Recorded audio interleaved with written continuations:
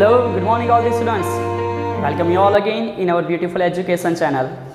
Okay, so students, 11 science basic concept બે lecture થઈ ચૂકેલા છે. જો તમારા બાકી હોય તો એ પ્લેલિસ્ટમાં ગઈને 11 સાયન્સ બેઝિક કન્સેપ્ટ પ્લેલિસ્ટમાં એ બે વિડીયો અવેલેબલ છે, ત્યાંથી એને પૂરા કરી લેવા. એ બે વિડીયો પતી જાય ત્યાર પછી નેક્સ્ટ અગાડી આજે બીજી ભૌતિક રાશિઓને આપણે લોકો જોવાની શરૂઆત કરશું. હા, બેઝિક કન્સેપ્ટ બધી ભૌતિક રાશિઓને આપણે એક એક પછી શીખતા જવાના છે. સો કામ સ્ટાર્ટ કરતા ગયા, ધ્યાન આપતા જાઓ. સો આજે જે જોવાના છે એ સમજો શું છે. અને આગળની અંદર આપણે એવું શીખી ગયેલા હતા કે અત્યાર સુધી જે આપણે અંતર કહેતા હતા, રાઈટ, એ અંતરની અંદર જ આપણે બે પ્રકારના અલગ અલગ અંતરો વિશેની ચર્ચાઓ જોઈ હતી, બરાબર છે. સો સ્ટુડન્ટ્સ, એ તો પહેલાં તમને ક્લિયર થઈ ગયેલું હોવું જોઈએ. એકવાર હું ડિસ્પ્લે કરી દેમ છું કે એ જે કંઈક અંતરો હતા એ અંતરોમાં આપણે આવું કંઈક કહેતા હતા. સર, પહેલું જે હતું એ પથ લંબાઈ છે, રાઈટ છે, તમે બધા ક્લિયર કરી નાખ્યું હશે. અને બીજું જે છે એ સ્થાનાંતર છે. પથ લંબાઈ ઇન શોર્ટ કે ભાઈ ગતિ દરમિયાન પદાર્થે કાપેલું કુલ અંતર, એને તમે પથ લંબાઈ કીધું. સ્થાનાંતર એટલે પદાર્થના સ્થાનમાં થયેલો ફેરફાર, એને તમે સ્થાનાંતર કીધું. એક્ઝામ્પલ વાઇઝ સમજવામાં આવેલું છે, હોપ સો તમને આઈડિયા આવશે. કન્ટિન્યુ કરતા ગયા. આજે બીજી એવી બે રાશિ જોવાના જે સિમિલર છે, બટ એકચ્યુઅલી બેમાં ડિફરન્સ છે. સમજો, સૌથી પહેલું જે મેં લખું છું એ ઝડપ છે. ઝડપ ઇન શોર્ટ એને સ્પીડ કહેવાશે, રાઈટ. સમજો, એક આઈડિયા આપું છું. આ એક વાહન છે, એ વાહન ગતિ કરીને જતું છે, શું એ જાય છે. તો ડેફિનેટલી તમે આવું બધાને લોકોને બોલતા જોયેલા હશે કે આ બહુ જોરમાં ચાલ્યું, મતલબ કે આની સ્પીડ બહુ વધારે છે, રાઈટ.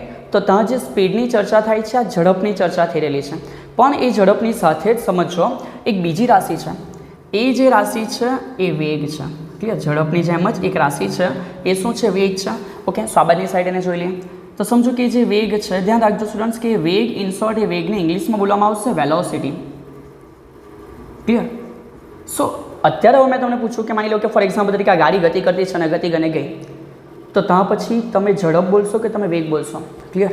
સો હવે કન્ફ્યુઝન થાય. અને બીજી વસ્તુ પણ એ સમજવા જેવી કે ઝડપ અને વેગ બંને સરખી રાશિ નથી, બંનેમાં ડિફરન્સ છે. ક્લિયર? સો સમજવો હોય કે ભાઈ ડિફરન્સને ધીમે ધીમે સમજવાનું ચાલુ કરીએ.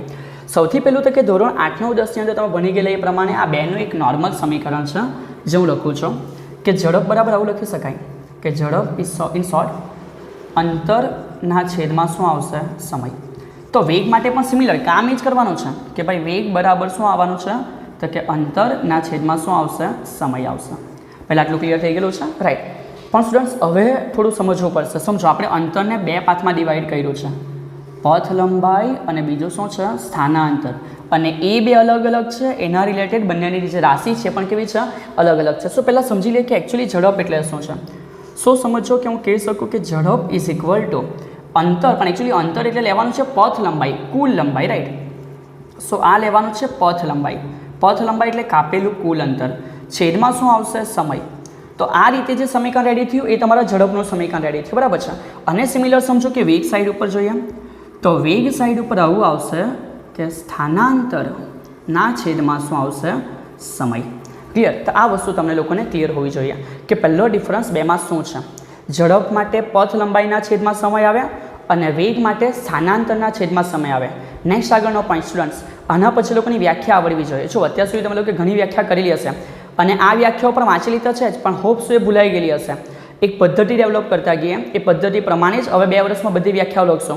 શું કોઈ ઇસ્યુ જનરેટ નહીં થાય અને તમે વગર વાંચે બી જો સમીકરણ આવડતું હોય તો લખી શકો. તો સમજો હું ઝડપની વ્યાખ્યા લખું છું, સિમિલરલી એવી રીતે વેગની લખશું, એ તમે લોકો સમજી જશો. સમજો સ્ટુડન્ટ્સ, આપણે વ્યાખ્યામાંથી એક પેટર્ન બનાવીએ. જે પણ વસ્તુ છેદમાં આવવાની છે, કાં આવવાની છે? છેદમાં. એને આપણે ઓલવેઝ એકમ લઈ લેવાની. તો એ એકમ બની જાય એટલે કે આની વેલ્યુ 1 થઈ ગઈ. સમજો, તો છેદની વેલ્યુ 1 થઈ ગઈ. તો મેં ઇઝીલી એવું કહી શકું કે જો છેદની વેલ્યુ 1 થઈ જાય ને, તો જે પથ લંબાઈનું મૂલ્ય છે એ જ શું છે? ઝડપ છે. ક્લિયર થાય છે? સો પેટર્નને બોલું છું, પછી વ્યાખ્યા તો લખવાની જ છે. નીચે જે રાશિ છે છેદમાં, એનું મૂલ્ય એકમ લઈ લેવાનું, એટલે કે એકમ સમય લઈ લેવાનો. તો એકમ સમયમાં જે પથ લંબાઈ છે, ઇન શોર્ટ જે કપાયેલું કુલ અંતર છે, એને આપણે શું કહી શકીએ? ઝડપ કહી શકીએ. ક્લિયર થશે? સો અત્યારે હું વ્યાખ્યા લખું છું એટલે તમને આખો આઈડિયા આવી જશે. ધ્યાન આપતા છો. આ શબ્દ તો પહેલાં લખી દેવો કે ગતિ દરમિયાન, એક ફોર્માલિટી છે. સો ગતિ દરમિયાન આ લખી દેવાનું, પછી આગળ કામ છે. ગતિ દરમિયાન એકમ સમયમાં, રાઈટ, એકમ સમયમાં પથ લંબાઈ ઇન શોર્ટ એને એવું કહેવાય કે કપાયેલું કુલ અંતર, રાઈટ. સો ગતિ દરમિયાન એકમ સમયમાં કપાયેલા કુલ અંતરને કાઉન્સમાં એવું લખી શકાય કે પથ લંબાઈ, બરાબર છે.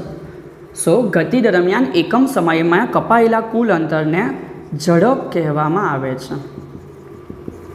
ઓકે, સો હોપ સો તમે લોકો ક્લિયર થઈ ગયેલા હશો. ક્લિયર થાય છે? હું અગાડી કન્ટિન્યુ કરતો રહું. સમજો આપણે વેગ વિશે ભલે અત્યાર સુધી વ્યાખ્યા વાંચેલી હોય, મોડે હોય કે નહીં હોય, હવે આ રીતે જ આની વ્યાખ્યા પણ જનરેટ થશે.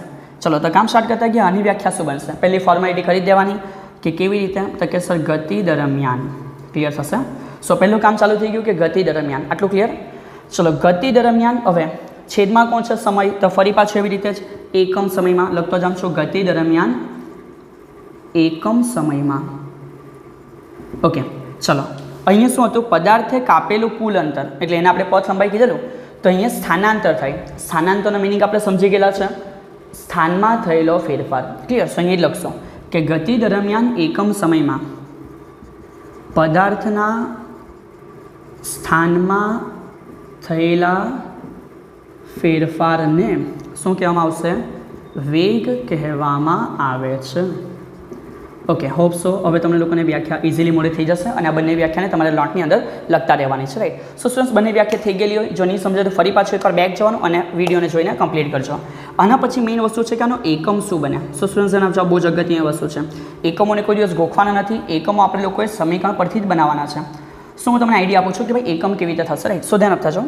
ઓકે, ફોર એક્ઝામ્પલ તરીકે એકમ સમીકરણ ચેક કરો. ઝડપ માટે ઉપર લંબાઈ છે અને નીચે સમય છે. તો બસ એ રીતે જ લખવાનું. ઉપર લંબાઈ, તો આ લંબાઈનો એકમ આપણે લોકો ભણી ગયેલા છે, તો કે જે લંબાઈ છે મીટરમાં આવે. ક્લિયર થશે? એસઆઈ એકમની ચર્ચા કરશું. અને જે સમય છે એ શામાં આવે? સેકન્ડમાં. સો અહીંથી ખબર પડે કે જે ઝડપ છે એનો એકમ શું બન્યો? મીટર પર સેકન્ડ. સ્ટુડન્ટ્સ, કોઈ વખત આને આવું પણ લખાય, મીટર સેકન્ડને ઉપર લઈ જામ તો સેકન્ડની કેવી? -1. તો આ વસ્તુ પણ તમને લોકોને બરાબર આવડવી જોઈએ. ક્લિયર થશે કે? ચલો સિમિલરલી આ બાજુ પણ એકમ જોઈ લઈએ. સાહેબ નહીં ભણાવો, મને સમજ પડી ગયો. સ્થાનાંતર. સ્થાનાંતર એટલે બી એક પ્રકારે તો અંતર જ છે ને, તો એક પ્રકારે અંતર જ છે. તો એકમ શું આવે? ઉપર મીટર, નીચે ફરી પાછો સમય એટલે શું આવે? સેકન્ડ. અને ફરી પાછું નવું લખી શકાય કે મીટર સેકન્ડ -1.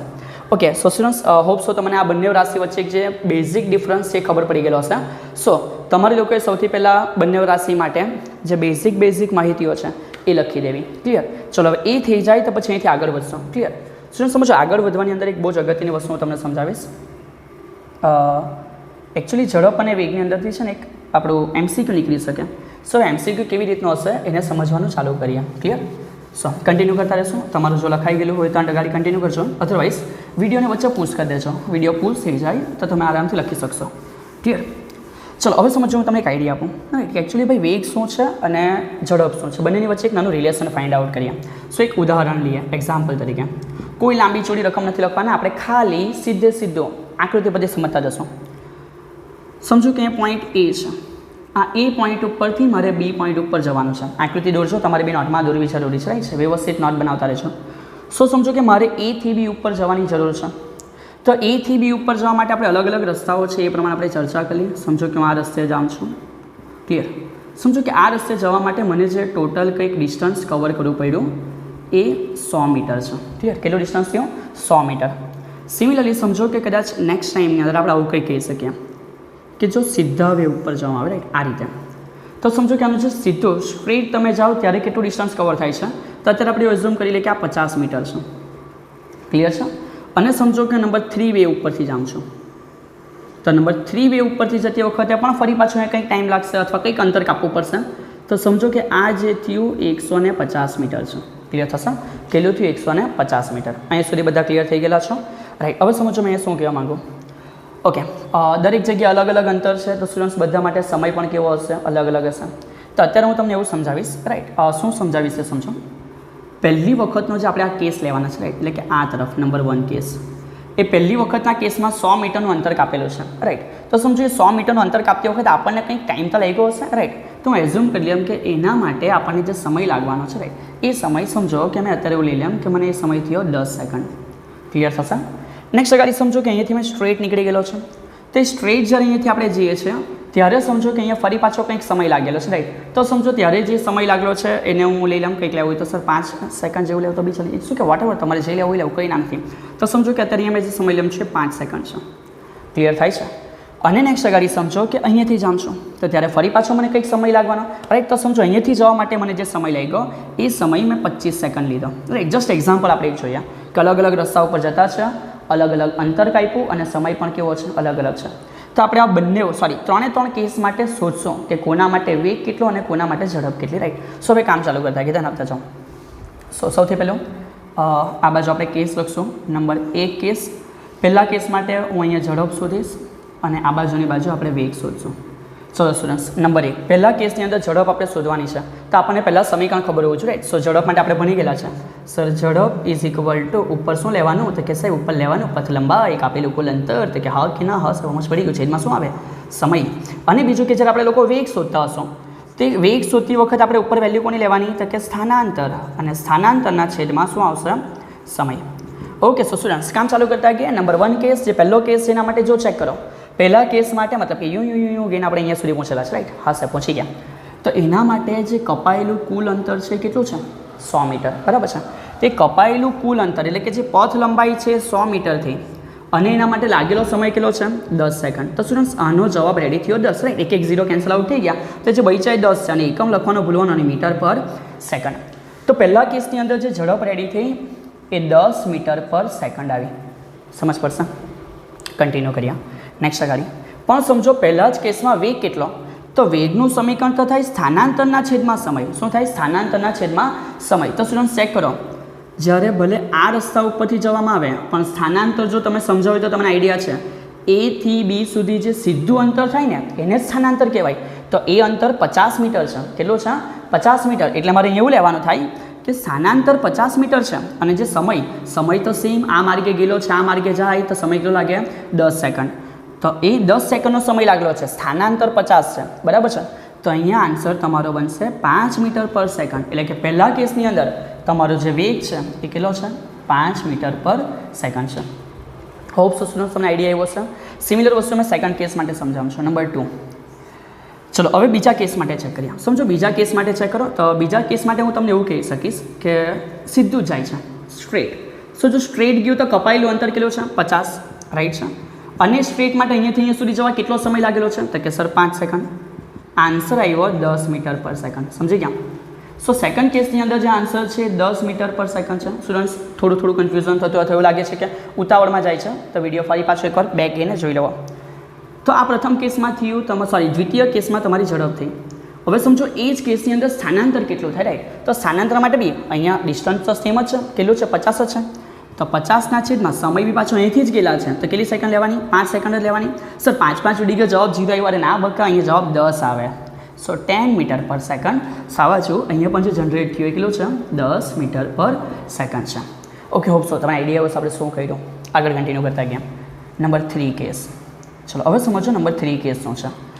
હવે અહીંયા આપણે કરવાના કે A થી B સુધી ત્રીજા રસ્તા ઉપર, રાઈટ. સો નંબર 1 આ નંબર 2. હવે આપણે જવાના નંબર 3 ઉપર, ત્રીજા રસ્તે જવાના. તો સમજો ત્રીજા રસ્તે ગઈએ તો હું તમને શું કહી શકું કે થર્ડ વે માટે ફરી પાછું ચેક કરો. હવે આપણે જે ઝડપ છે, ઝડપ એટલે આ બાજુથી કપાયેલું કુલ અંતર, આ બાજુથી કપાયેલું કુલ અંતર કેટલું છે, 150.